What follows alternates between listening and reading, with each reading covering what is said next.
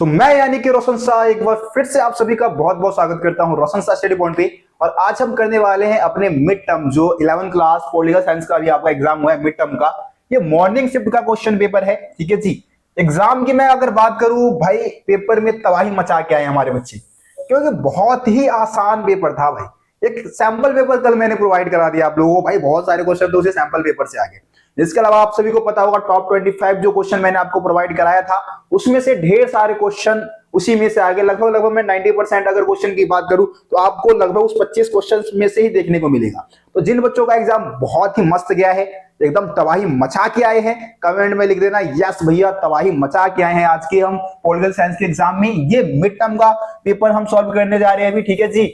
और आप सभी को बता दूं इवनिंग शिफ्ट का जो पेपर होगा वो भी मैं सॉल्व करवा दूंगा, क्योंकि मिड टर्म के बाद आपके टीचर्स भी इस पेपर को सॉल्व करवाने के लिए बोलेंगे, मतलब करके लाने के लिए बोलेंगे। तब भी आप इस वीडियो को एक बार देखोगे, और अभी तो देखोगे ही देखोगे। साथ ही साथ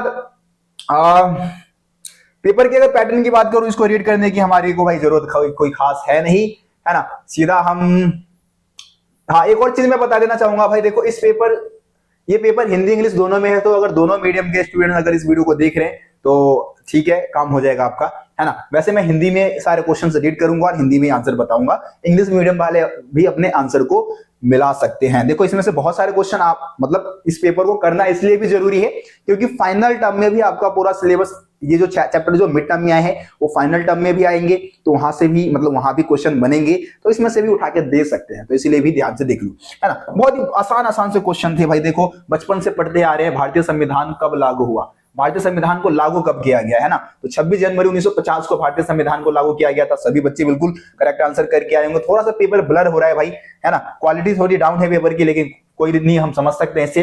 संविधान सभा के सदस्यों का चुनाव हुआ भाई, संविधान सभा के सदस्यों का चुनाव किस आधार पे हुआ था, तो 1935 में हमारे देश में हुआ था प्रांतीय विधानसभाओं के सदस्यों का चुनाव, है ना जी। तो 1935 में जो प्रांतीय चुनाव हुए थे उसी चुनाव के आधार पे हुआ था। ऑप्शन ए आपका बिल्कुल सही हो जाएगा। उसके बाद आ जाओ अगले क्वेश्चन की तरफ, चलो क्वेश्चन नंबर 3। क्वेश्चन नंबर 3 क्या है कि अंतिम रूप से पारित भारतीय संविधान पर कितने सदस्यों ने हस्ताक्षर किया था। जो अंतिम रूप से हमारा संविधान पारित हो गया था तो उसमें 284 सदस्यों ने हस्ताक्षर किया था। कल भी मैंने सैंपल पेपर में भी ये सारे क्वेश्चन हूबहू क्वेश्चन आपको देखने को मिला होगा, है ना। एमसीक्यू में भी आपको ऐसे क्वेश्चन देखने को मिल गया होगा। देखो अगला है हमारा चौथा क्वेश्चन, क्या दे रखा है, चौथा क्वेश्चन दे रखा है कि न्यायिक पूर्वावलोकन की शक्ति और न्यायपालिका की स्वतंत्रता का प्रावधान किस देश के संविधान से लिया गया है भाई। कहां से लिया गया है, तो ये अमेरिका के संविधान से लिया गया है, ठीक है जी। न्यायपालिका की स्वतंत्रता और न्यायिक पूर्वावलोकन की जो पावर है हमारे संविधान का, वो अमेरिका के संविधान से हमने लिया है। उसके बाद आ जाओ क्वेश्चन नंबर हम 5 की बात कर लेते हैं। क्वेश्चन नंबर 5 देखेंगे,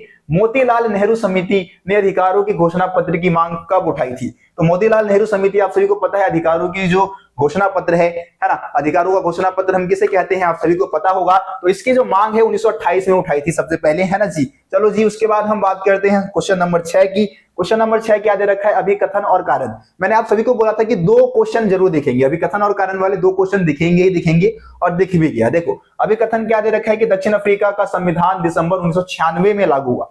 बिल्कुल भाई, 1996 में भारतीय मतलब जो दक्षिण अफ्रीका का संविधान है वो लागू हुआ था। तो ये बिल्कुल करेक्ट है आपका, बिल्कुल सही है। कारण क्या दे रखा है कि दक्षिण अफ्रीका का संविधान संभवतः दुनिया का सबसे कम अधिकार देने वाला संविधान है। देखो यार, अगर आप चैप्टर को पढ़ोगे, एनसीईआरटी बुक को पढ़ोगे, तो ये लाइन भाई मैंने कभी कहीं भी नहीं देखा है दक्षिण अफ्रीका के संविधान में सबसे कम अधिकार दिया गया है। और गूगल पे भी मैंने थोड़ा सा रिसर्च किया तो कुछ ऐसी बात उभर के सामने नहीं आई, तो मैं इसको गलत मान के चलूंगा, ठीक है। यानी कि सिर्फ आपका अभिकथन सही है, कारण गलत दे रखा है, ठीक है। जो ऑप्शन आपको, देखो इंग्लिश मीडियम वाले भाई देख लो, मिला लो, इंग्लिश मीडियम वाले मेरे दोस्त मिला लो सब अपने अपने आंसर को, ए है इसका, है ना जी।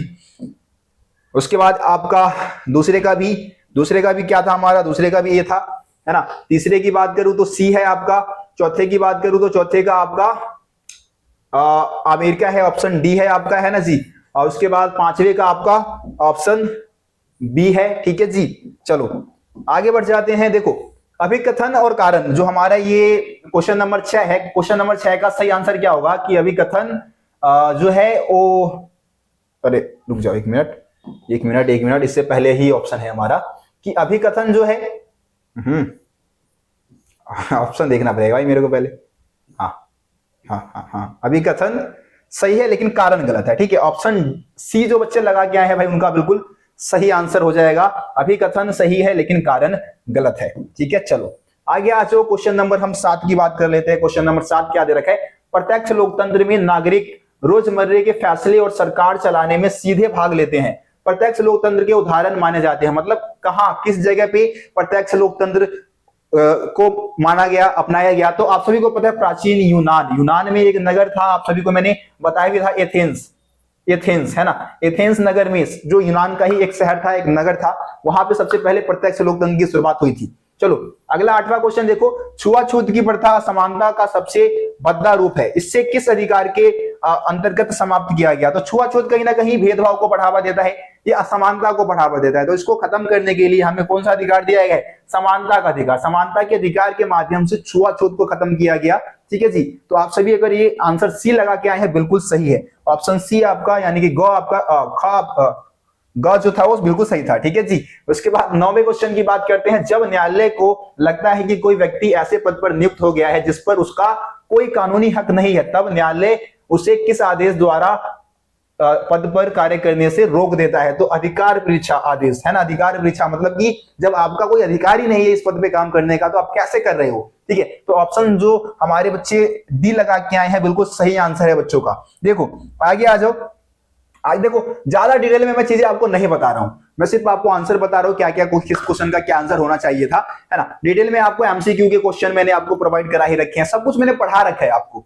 ठीक है, सब आपको पता है। मेरे को ऐसा नहीं लगता कि अभी तक जितने भी क्वेश्चन इसमें है जो कि मैंने आपको नहीं बताया होगा, सारे क्वेश्चन आपको समझा रखे हैं। चैप्टर्स की वीडियो आपने देखा होगा, इंपोर्टेंट क्वेश्चन आंसर की वीडियो देखा होगा, सब अटेम्प्ट करके आए हो तुम लोग, बिल्कुल तबाही मचा के आए हो भाई, मेरे को पता है, मेरे को ज्यादा बोलने की जरूरत नहीं है यहाँ पे, है ना। आगे देखो अगला क्वेश्चन, 10वां क्वेश्चन क्या दे रखा है? अभिकथन और कारण वाले दे रखे हैं। देखो 1984 के लोकसभा चुनाव में अभिकथन क्या दे रखा है? 1984 के लोकसभा चुनाव में कांग्रेस पार्टी को 443 में से 415 सीटें मिली थी। बिल्कुल भाई, सीटें जीत गए, है ना। कांग्रेस पार्टी 415 सीटें जीती थी, ये बात बिल्कुल सही है। कारण क्या दे रखा है कि लोकसभा चुनाव में 1984 में 90% से अधिक सीटें कांग्रेस पार्टी ने जीती थी। 90% से नहीं भाई, 80% से अधिक सीटें जीती थी। कितनी? 80% से अधिक सीटें जीती थी, 90% ज्यादा बोल दिया, है ना। तो ये आपका गलत है, कारण जो है गलत है, अभिकथन बिल्कुल सही दे रखा है। तो इस हिसाब से हम कहां जाना चाहेंगे भाई? इंग्लिश मीडियम वाले मेरे दोस्त अपने क्वेश्चन का आंसर मिला लेना। ठीक है, मैं हिंदी में पढ़ दे रहा हूं, लेकिन ऑप्शन और क्वेश्चन हिंदी इंग्लिश में सेम नंबर सेम ऑप्शन दिए होते हैं, तो उस हिसाब से भी आप मिला सकते हो। तो इसका जो आपका 10वां क्वेश्चन है उसका कौन सा सही हो जाएगा कि अभिकथन सही है लेकिन कारण गलत है? देखो दोनों में सी ऑप्शन ही सही था आपका, है ना। दोनों अभिकथन और कारण वाले में यही सही था। जितने बच्चे भी सही लगा के आए हैं, बिल्कुल सी लगा के आए हैं, बिल्कुल सही है आपका आंसर। चलो अगले क्वेश्चन की तरफ चलते हैं। क्वेश्चन नंबर 11 है, संसदीय व्यवस्था में प्रधानमंत्री होता है। देखो संसदीय व्यवस्था में जो प्रधानमंत्री होता है वो राज्य का प्रधान नहीं होता, सरकार का प्रधान होता है। ठीक है, सरकार का प्रधान कौन होता है? प्रधानमंत्री। और राज्य का प्रधान होता है राष्ट्रपति, यानी कि देश का प्रधान राष्ट्रपति होता है, और राज्य सरकार का प्रधान जो है वो हमारे प्रधानमंत्री जी होते हैं, है ना जी, संसदीय व्यवस्था में। तो ऑप्शन राज्य और सरकार दोनों का प्रधान, ये तो भाई अध्यक्षात्मक व्यवस्था में होता है राज्य का प्रधान, ये भी नहीं है आपका। ठीक है, सी, जो भी बच्चे सी लगा के आए हैं ना भाई, सी ऑप्शन आपका बिल्कुल सही आंसर हो जाएगा। चलो अगले क्वेश्चन की तरफ चलते हैं। अगला क्वेश्चन क्या है? 12वां क्वेश्चन, भारतीय संविधान के किस अनुच्छेद के तहत राष्ट्रपति को सहायता और सलाह देने के लिए मंत्री परिषद का प्रावधान किया गया है, जिसका प्रमुख प्रधानमंत्री होता है? तो ये हमारा 74(1) के तहत, अनुच्छेद 74(1) के तहत ये व्यवस्था की गई है। मंत्री परिषद को सलाह, मतलब जो राष्ट्रपति है, राष्ट्रपति की सहायता और सलाह देने के लिए मंत्री परिषद की व्यवस्था की गई है, और उसका प्रधान जो होगा वो प्रधानमंत्री होगा। ठीक है, तो ये सी ऑप्शन जितने बच्चे लगा के आए हैं बिल्कुल सही है। ठीक है, तो ये हमारा एमसीक्यू था। एमसीक्यू भाई 12 में से कितने सही करके आए हो कमेंट में मेरे को बता देना, मैं जान तो लूं भाई मेरे बच्चे कितने होनहार है, कितने सही करके आए हैं 12 में से।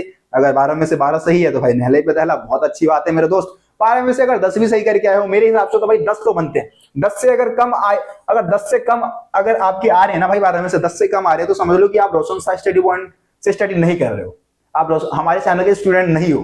ठीक है, अगर आप वास्तव में हमारे चैनल के रेगुलर स्टूडेंट हो, हमारे चैनल की सारी वीडियो देख रहे हो, तो मैं ये गारंटी लेता हूं कि 12 में से ना 10 तो भाई जेब में है बच्चे के। ठीक है, हाँ 1-2 भाई गलती से भी गलत हो जाता है तो अलग बात है, कई बच्चों के तो 12 में से 12 सही होंगे।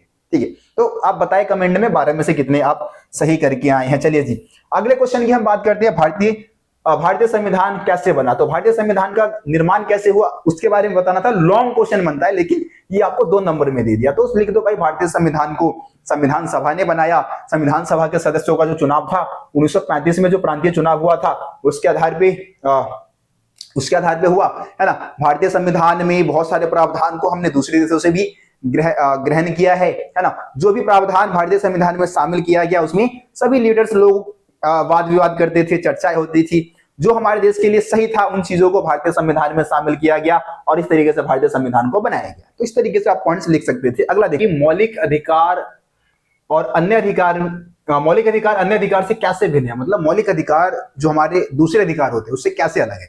आप सभी को पता है कि मौलिक अधिकार की जो गारंटी है वो संविधान ने लिया है, संविधान के द्वारा हमें दिए गए, है ना। और मौलिक अधिकार के बिना कोई भी व्यक्ति अपने व्यक्तित्व का विकास नहीं कर सकता। तो ये परिभाषा आप मौलिक अधिकार की दे सकते थे। मौलिक अधिकार की परिभाषा ही आपको देनी थी 2-3 पॉइंट के, 2 पॉइंट आप इसमें लिखना था, 2 पॉइंट आप लिख सकते थे और बस, ठीक है। बाकी दूसरे अधिकारों के साथ ऐसा नहीं होता, है ना। अगला क्या है, क्वेश्चन नंबर हमारा जो 15 है वो दे रखा है, प्रत्यक्ष और अप्रत्यक्ष लोकतंत्र के बीच अंतर बताइए। कोई 2 अंतर आपको बताने थे, 2 नंबर का क्वेश्चन था।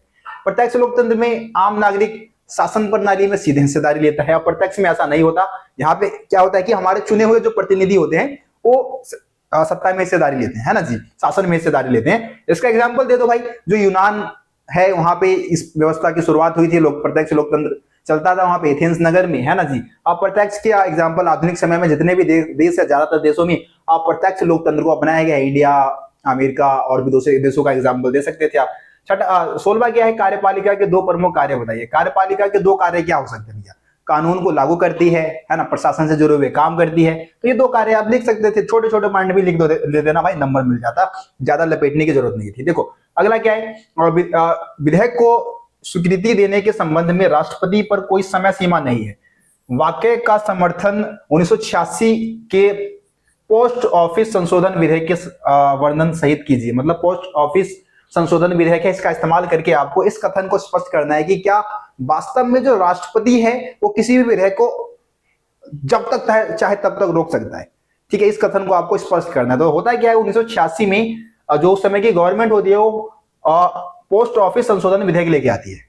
इससे क्या होने वाला था कि लोगों की निजता का जो अधिकार था कहीं ना कहीं से हनन होने वाला था, है ना। लेकिन जो उस समय के तात्कालिक राष्ट्रपति, नाम भाई मेरे को याद नहीं है, ठीक है, मैं आपको सीधा आंसर बता देता हूं क्या लिख सकते थे। उस समय जो तात्कालिक राष्ट्रपति होते हैं वो क्या करते हैं, इस विधेयक को मंजूरी नहीं देते, रोक के रख लेते अपने पास, ठीक है। और तब तक क्या होता है कि जो उस समय की गवर्नमेंट है जो कि पोस्ट ऑफिस संशोधन विधेयक को लेके आती है ना, वो गवर्नमेंट भी बदल चुकी होती है और दूसरी गवर्नमेंट का इस संशोधन विधेयक में कोई इंटरेस्ट ही नहीं होता, है ना। तो इसको संविधान मतलब दोबारा से संसद में पेश ही नहीं करती। तो इस तरीके से ये जो पोस्ट ऑफिस संशोधन विधेयक है वो पारित नहीं होता संविधान से। और इससे समझ में आता है कि विधेयक को मंजूरी देने के संबंध में राष्ट्रपति के पास कोई समय सीमा नहीं है, जब तक चाहे वो तब तक रोक के रख सकता है उसको, है ना। ये एग्जाम्पल आप इसके माध्यम से समझा सकते थे। चलो अगला देखो, अगला क्या है आपका, अगला है द्विसदनात्मक विधायिका के पक्ष में 2 तर्क दीजिए। द्विसदनात्मक विधायिका क्यों अपनाई गई है, द्विसदनात्मक विधायिका का क्या महत्व है, ये आपको बताना था। तो आपको पता है कि 2 सदन वाली विधायिका का महत्व ये होता है कि एक सदन ने अगर किसी कानून को बहुत जल्दबाजी में, किसी विधेयक को जल्दबाजी में पारित कर दिया है तो दूसरे सदन में क्या हो सकता है, उस पर विचार विमर्श हो सकता है, उसमें सुधार किया जा सकता है ना। तो ये आप पॉइंट बता सकते थे। चलो अब 4 नंबर वाले क्वेश्चन की हम बात करते हैं। 4 नंबर वाले क्वेश्चन में सबसे पहला क्वेश्चन दे रखा है, संविधान के 4 कार्य बताइए। संविधान के 4 कार्य आपको लिखने थे। आप लिख सकते थे कि भाई संविधान नियम कायदे कानून का एक दस्तावेज उपलब्ध कराता है, नियम कायदे कानून उपलब्ध कराता है, समाज में तालमेल बनाने का काम करता है, लोगों को मौलिक अधिकार देता है ना, अधिकारों की गारंटी देता है संविधान, ठीक है। संविधान के माध्यम से एक समाज में कल्याणकारी समाज की स्थापना हो सकती है। तो इस तरीके से संविधान के कोई भी 4 कार्य आप लिख सकते थे। बहुत सारे पॉइंट है भाई, अनगिनत पॉइंट है, अनगिनत, ठीक है। चलिए आगे बढ़ते हैं। इंग्लिश मीडियम वाले मेरे दोस्त, मेरे भाई, आप सब भी अपना आंसर मिलाते रहे इससे। चलो अगले क्वेश्चन की बात करते हैं। क्वेश्चन नंबर 20 क्या दे रखा है कि सर्वाधिक वोट पाने वाली जीत और समानुपातिक प्रतिनिधित्व चुनाव प्रणाली में कोई 4 अंतर स्पष्ट कीजिए, ठीक है जी। फर्स्ट पास्ट दी पोस्ट सिस्टम और जो समानुपातिक प्रतिनिधित्व प्रणाली है उसमें अंतर आपको बताना था। आप सभी को पता है कि इसमें क्या होता है कि किसी चुनाव क्षेत्र में जिस पार्टी को सबसे ज्यादा सीटें मिल जाती है वो जीत माना जाता है उसकी, मतलब जिस व्यक्ति को जिस भी पार्टी के सदस्य को किसी दूसरे सदस्य की तुलना में एक वोट भी अधिक मिल गया तो जीता माना जाएगा।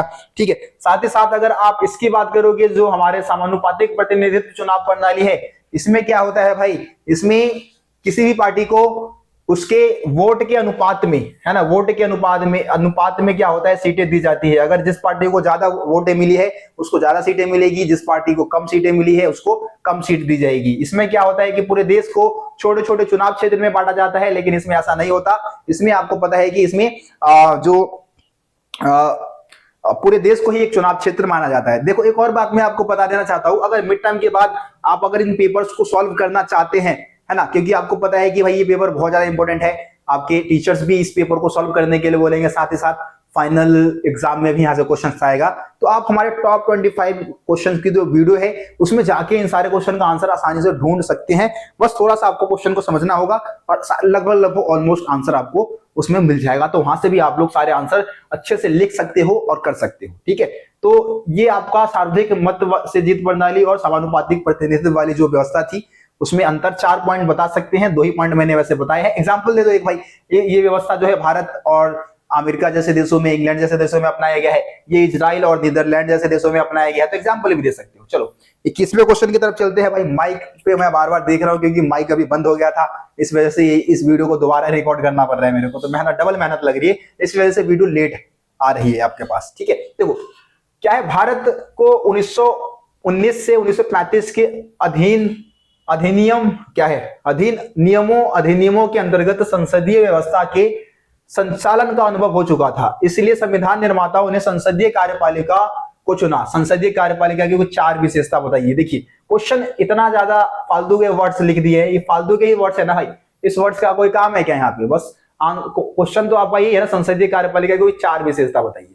ठीक है, तो संसदीय कार्यपालिका की 4 विशेषता आपको बतानी थी। संसदीय कार्यपालिका में जो राष्ट्रपति होता है वो नाम मात्र का मतलब जो नाम मात्र का शासक होता है, वास्तविक पावर का इस्तेमाल प्रधानमंत्री करता है।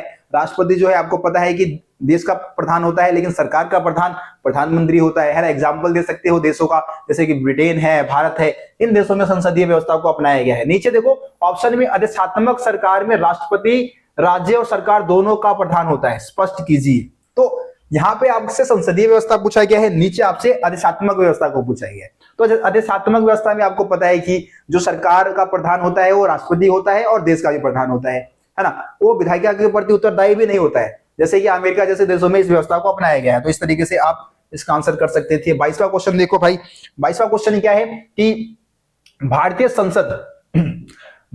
संसद सर्वोच्च है। संसद कानून निर्माण के अतिरिक्त बहुत से कार्य करती है। संसद के किन्हीं 4 कार्यों का वर्णन कीजिए। तो बस क्वेश्चन हमारा तो इतना ही है ना भाई, क्वेश्चन तो इतना ही कि संसद के कोई 4 कार्य आपको बताने थे। कानून का निर्माण तो करती है, कानून के अतिरिक्त भी बहुत सारे कार्य करती है ना जी। जैसे कि निर्वाचन संबंधित कार्य होते हैं, जो भी हमारे राष्ट्रपति उपराष्ट्रपति के निर्वाचन होता है संसद में ही होता है ना। उनको हटाने की जो प्रक्रिया है वो भी संसद में ही होता है।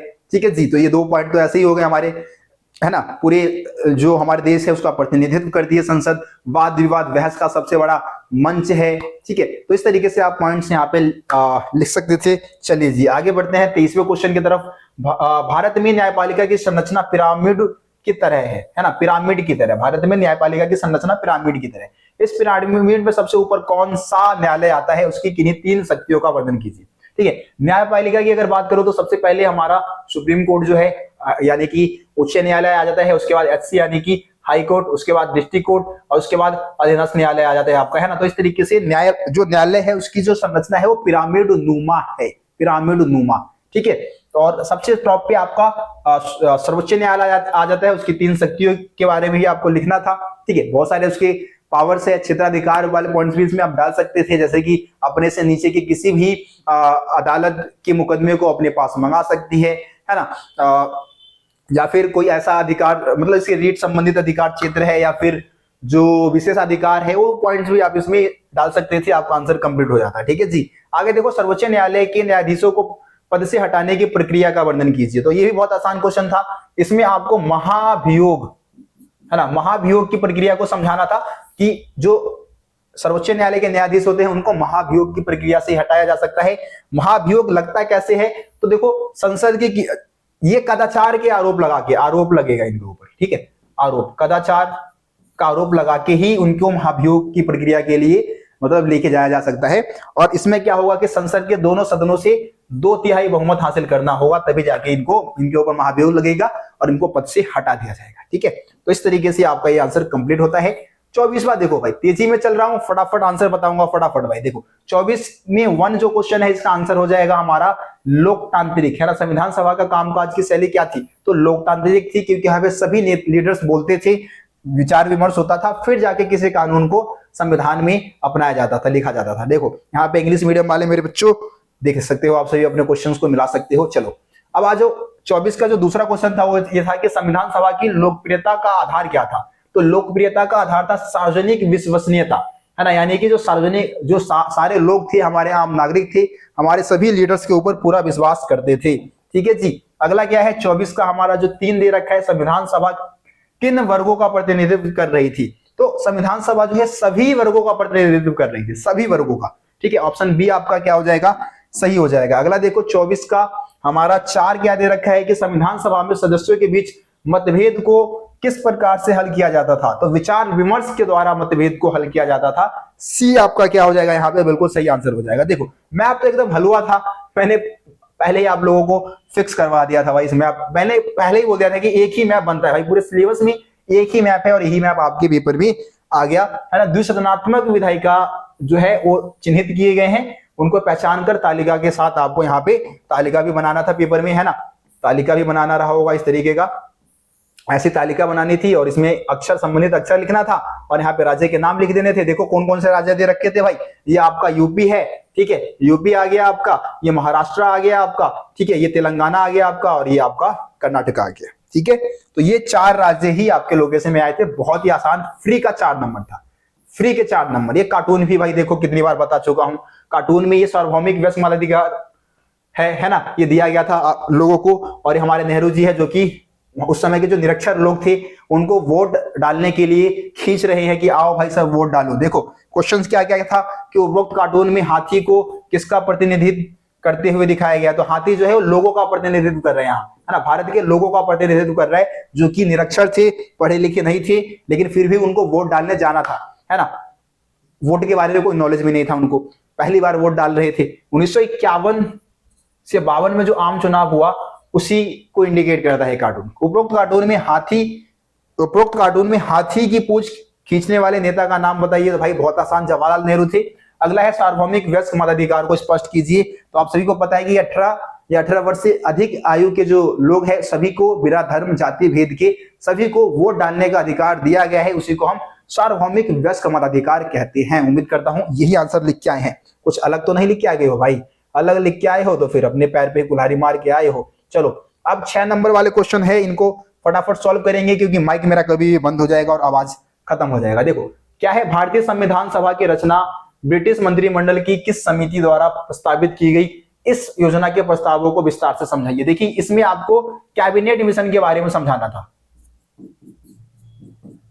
ठीक है, कैबिनेट मिशन के बारे में आपको पूरा समझाना था। 1946 का जो कैबिनेट मिशन था उसके बारे में लिख रहा था, लेकिन आप ऑप्शन में देखेंगे कि इससे भी आसान क्वेश्चन नीचे दिया हुआ है और मेरे को उम्मीद है कि सारे बच्चे उसको छोड़ के इसी क्वेश्चन को करके आए होंगे, क्योंकि इस क्वेश्चन की तैयारी हमने बहुत अच्छे से की थी कि भारतीय संविधान को उधार लिए गए सिद्धांत का थैला है। मतलब भारतीय संविधान को उधार का थैला कहा जाता है, किन्हें 3 उदाहरणों सहित स्पष्ट कीजिए, है ना। तो सारे प्रावधान जो अलग अलग देशों से जो प्रावधान लिए गए थे वही आपको इसमें लिखना था। बहुत ही आसान, 6 नंबर फिक्स, 6 नंबर फिक्स। चलो, धार्मिक स्वतंत्रता के अधिकार को लोकतंत्र का प्रतीक या आधार माना जाता है। उपयुक्त कथन को किन्हीं 3 तर्कों सहित पुष्टि कीजिए या सिद्ध कीजिए। तो धार्मिक स्वतंत्रता का अधिकार है, उसका वर्णन हमारे संविधान के 25 से लेके 28 अनुच्छेद में किया गया है। 25 से लेके 28, ठीक है जी, इस अनुच्छेद में किया गया है। ये स्वतंत्रता, धार्मिक स्वतंत्रता का अधिकार हमें ये स्वतंत्रता देते हैं कि हम किसी भी धर्म को फॉलो करें, किसी भी धर्म का प्रचार प्रसार करें, है ना। कोई रोक टोक हमारे ऊपर नहीं होगा। हम चाहे अपना धर्म बदले या हम किसी धर्म को ना माने, धर्म को के प्रचार प्रसार के लिए कोई भी हम योजना बना सकते हैं, कुछ भी कर सकते हैं, पूरा अधिकार हमें देता है। तो इसी के बारे में आपको लिखना था। देखो आगे है इसमें, और अथवा में तो और क्वेश्चन भाई, ये आपको मैं कह रहा हूं ना 90% क्वेश्चन भाई उसी 25 क्वेश्चन में, जो लॉन्ग और शॉर्ट टाइप के जो क्वेश्चन आए हैं ना भाई, 90% क्वेश्चन उसी में से थे, है ना। मौलिक अधिकारों एवं राज्य के नीति निर्देशक तत्वों में कोई 3 अंतर बताइए, है ना। मौलिक अधिकार और राज्य के नीति निर्देशक तत्वों में कोई 3 अंतर आपको बताना था। आप सभी इसकी दोनों की पहले परिभाषा दे देते और ये भी बता देते इसका वर्णन आपको पता है भारतीय संविधान के अनुच्छेद 14 से 32 में है। इसका लगभग आपका 36 से लेकर 51 में है ना। ये न्याय योग्य है, यानी कि इसका उल्लंघन होता है न्यायालय में जा सकते हो, इसका अगर उल्लंघन हो गया न्यायालय में नहीं जा सकती। ये इसका मकसद क्या है, व्यक्तिगत कल्याण, इसका मतलब मकसद क्या है, सामाजिक कल्याण को बढ़ावा देना। ये हमें मिल चुके हैं, मौलिक अधिकार हमें मिल चुके हैं, पर नीति निर्देशक सिद्धांतों को अभी लागू करना बाकी है, सरकारें लागू करेंगी इसको, है ना। इस तरीके से आप पॉइंट्स लिख सकते थे। चलिए 29वें क्वेश्चन की बात कर लेते हैं। क्या है, 1947 में देश की आजादी के समय भारत में साक्षरता दर बहुत कम थी, इसलिए हमने चुनाव व्यवस्था का सरल तरीका अपनाया था। बदलते समय के अनुसार आज भारतीय चुनाव प्रणाली में कौन से सुधार जरूरी है, कोई 3 सुधारों का वर्णन कीजिए। भारतीय चुनाव प्रणाली में सुधार, कौन से सुधारों की जरूरत है, वो सारे सुधार आपको यहाँ पे बताने थे, मेंशन करने थे। आप सभी को पता है कि भारतीय चुनाव व्यवस्था में बहुत सारी कमियां हैं, जैसे कि धन का बहुत प्रयोग होता है ना। अपराधी तत्व है उसका बहुत ज्यादा बोलबाला है ना। वोटों की खरीदारी हो जाती है, धन का बहुत ज्यादा प्रयोग होता है। तो ये सारे पॉइंट्स आपको लिखने थे। इससे आसान क्वेश्चन कुछ नहीं हो सकता भाई, इससे आसान क्वेश्चन कुछ नहीं हो सकता। अथवा में दे रखा है, मेरे को पता है कि सारे बच्चे ऊपर वाला क्वेश्चन करके आए होंगे, क्योंकि इसका भाई रटा रटा आंसर भी था आपके पास, है ना। एग्जाम्पल भी मैंने दिया था, ड्यू का एग्जाम्पल बहुत बढ़िया दिया था। वहां पे महंगे महंगे कारों में आते हैं भाई जो प्रेसिडेंट के लिए खड़े होते हैं, है ना। तो वो आप एग्जाम्पल भी लिख सकते थे, वो सही एग्जाम्पल बनता है ना। देखो अथवा में क्या, चुनाव और लोकतंत्र एक ही सिक्के के 2 पहलू है। इस कथन को समझाते हुए लोकतंत्र में चुनाव के महत्व को समझाइए, है ना। देखो लोकतंत्र और चुनाव दोनों एक ही सिक्के के पहलू है। क्या आपको लगता है कि बिना लोकतंत्र के, मतलब बिना चुनाव के लोकतंत्र की स्थापना हो सकती है? और जहां लोकतांत्रिक सरकार होगी वहां पे चुनाव होगा ही होगा, है ना। तो दोनों ही जो है वो एक ही सिक्के के 2 पहलू है। ना तो लोकतंत्र बिना चुनाव के चल सकता है और ना ही चुनाव बिना लोकतंत्र के चल सकता है। तो इसलिए इसके बारे में आपको कहना कि चुनाव का महत्व बताना था, लोकतंत्र में क्या महत्व होता है, ठीक है। अपने शब्दों में आंसर बता सकते थे। आगे देखो 30वां क्वेश्चन क्या है, सर्वोच्च न्यायालय के किन्हीं 3 क्षेत्राधिकार का वर्णन कीजिए। 3 क्षेत्राधिकार जिसमें अपीलीय क्षेत्राधिकार है, रेट संबंधित क्षेत्राधिकार है, विशेषाधिकार है, ठीक है। सारे पॉइंट्स आप यहाँ पे मेंशन कर सकते थे, आसान था बहुत। अगला देखो, भारतीय संविधान में न्यायपालिका को किस प्रकार स्वतंत्र बनाया गया है, किन्हीं 3 बिंदुओं पर विश्लेषण कीजिए, ठीक है। न्यायपालिका को स्वतंत्र हमने कैसे बनाया है, तो देखो न्यायपालिका के फैसलों पे कार्यपालिका और विधायिका का बहुत ही कम हस्तक्षेप होता है, ये हमने कर रखा है। इसके अलावा इनको सही वेतन दिया जाता है, इनको एक सही आयु तक ये सेवा में रहते हैं, है ना। तो इस तरीके से आप पॉइंट्स यहाँ पे लिख सकते हैं। 3 ही पॉइंट वैसे पूछा था, शायद 3 ही बिंदु पूछे थे, लेकिन आप 6 नंबर का तो थोड़ा लेंथी आंसर बना सकते थे और आंसर को लिख सकते थे, ठीक है। तो इस तरीके से आपका ये पेपर जो है सॉल्व हो गया है, मैंने करवा दिया है। उम्मीद करता हूं आप सभी एक बार कमेंट में बता देना कि कितने आएंगे भाई। 80 नंबर का आपका पेपर था, तो कितने चांसेस है, आपका कॉन्फिडेंस भी कुछ बोलता होगा ना कि हाँ भैया हम इतने करके आए हैं तो इतने नंबर हमारे आ जाएंगे। कमेंट में बॉक्स में बताइए कि 80 में से 70 75 जो भी आपके बनने वाले हैं, है ना। कमेंट बॉक्स में आप बता सकते हैं। और बाकी आगे की तैयारी आप, मेरे को उम्मीद है कि रोशन सा स्टडी पॉइंट से ही करेंगे, हमारे चैनल से जुड़े रहेंगे, मेरे साथ मिलके आप सभी जम के मेहनत करेंगे, साथ मिलके आगे बढ़ेंगे, ठीक है। तो आज की इस वीडियो को यहीं पे समाप्त करते हैं, मिलते हैं आप सभी से अगली वीडियो में। तब तक के लिए जय हिंद, जय भारत। आप सभी अपना ध्यान रखिए, धन्यवाद।